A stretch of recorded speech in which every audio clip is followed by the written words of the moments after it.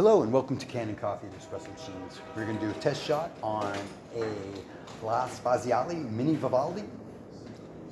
We put a new heating element in here as well as a new drain tray, and there were a couple of pressure leaks throughout the machine.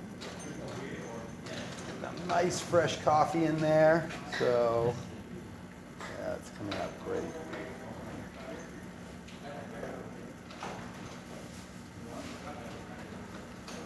We also took this time to put a new gasket in the group head. I'm going to just cut this a little short for the test.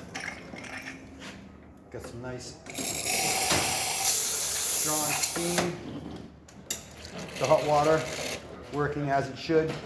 There you have it. Thank you very much for repairing with Kanen Coffee and Espresso Machines. Please like this video, and if you'd like to see more videos like this, please like and subscribe to our page.